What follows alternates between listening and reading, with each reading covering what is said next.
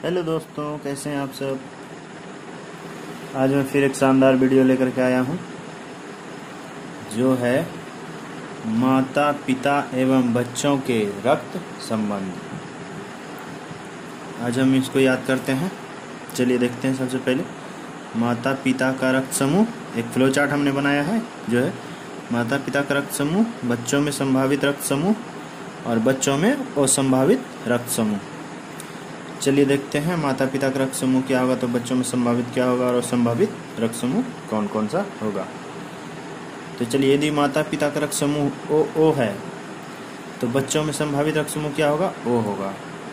और असंभावित कौन सा हो जाएगा, ए बी और ए बी। यदि दूसरा देखते हैं, यदि माता पिता का रक्त समूह ओ और ए है तो बच्चों में संभावित क्या हो जाएगा, ओ और ए ही होगा। और असंभावित कौन सा हो जाएगा, ए और ए बी।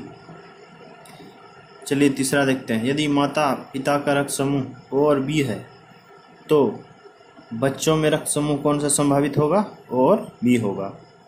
और असंभावित कौन सा हो जाएगा, ए और ए बी। चलिए अगला देखते हैं, यदि माता और पिता का रक्त समूह ओ और ए बी है तो बच्चों में संभावित कौन सा रक्त समूह हो जाएगा, ए और बी। और असंभावित कौन सा होगा, ओ और ए बी। चलिए, यदि माता पिता का रक्त समूह ए और ए है तो बच्चों में संभावित कौन सा रक्त समूह हो जाएगा, ए और ओ। और असंभावित कौन सा होगा, बी और ए बी। चलिए अगला देखते हैं, जो हर एग्जाम में पूछा जाता है। यह है, यदि माता और पिता का रक्त समूह ए और बी है तो बच्चों में संभावित रक्त समूह कौन सा होगा। जो चारों रक्त समूह होता है वो सारे संभावित हो जाएंगे। कौन कौन से, ए ओ, ए बी और ए बी। इसमें असंभावित कोई नहीं होगा। चलिए अगला देखते हैं, यदि माता पिता का रक्त समूह ए और ए बी है तो बच्चों में संभावित कौन सा हो जाएगा, ए बी तथा ए बी। और असंभावित कौन सा होगा, ओ रक्त समूह। चलिए अगला देखते हैं, यदि माता और पिता का रक्त समूह बी और बी है तो बच्चों में संभावित रक्त समूह कौन सा हो जाएगा, बी और ओ। और असंभावित रक्त समूह कौन सा हो जाएगा, ए और ए बी। चलिए, यदि माता और पिता का रक्त समूह बी और ए बी है तो बच्चों में संभावित रक्त समूह कौन सा हो जाएगा, ए बी और ए बी। और असंभावित कौन सा हो जाएगा, ओ। चलिए अगला देखते हैं, यदि माता और पिता का रक्त समूह ए बी तथा ए बी है तो बच्चों में संभावित रक्त समूह कौन सा हो जाएगा, ए बी और ए बी। और संभावित कौन सा हो जाएगा, ओ हो जाएगा। चलिए अब कुछ महत्वपूर्ण तथ्य देखते हैं रक्त से रिलेटेड। तो सर्वदाता रक्त वर्ग किसे कहा जाता है, ओ रक्त वर्ग को। इस रक्त वर्ग वाले मनुष्य या व्यक्ति सभी व्यक्ति को अपना रक्त दान कर सकते हैं। इसे यूनिवर्सल डोनर भी कहा जाता है। चलिए दूसरा देखते हैं, ये सब बहुत ही इम्पोर्टेंट है। चलिए दूसरा देखते हैं, सर्वग्राही रक्त वर्ग, जो इसे कहते हैं ए और बी रक्त वर्ग को। ये सभी से रक्त ले तो सकते हैं इस वर्ग वाले व्यक्ति, लेकिन किसी को रक्त दे नहीं सकते।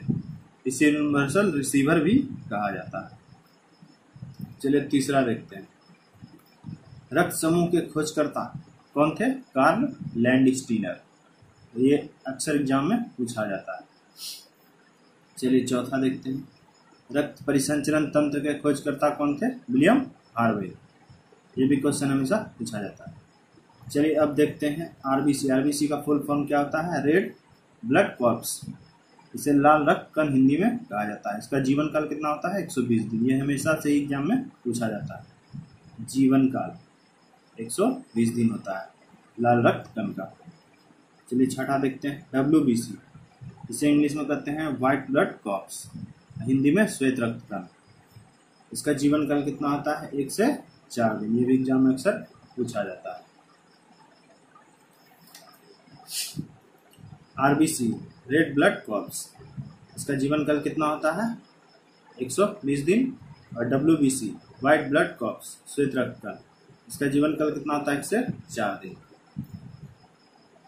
चलिए दोस्तों अगला हम लोग देखते हैं, रक्त बिंबाणु। जिसे कि ब्लड प्लेटलेट्स कहा जाता है, या थ्रोम्बोसाइट्स भी इसे कहते हैं। इसका जीवन काल कितना होता है? 3 से 5 दिन। चले आखिरी देखते हैं, लास्ट क्वेश्चन। एक स्वस्थ मनुष्य का रक्त दाब पारे पर कितना होता है? 120/80 mm।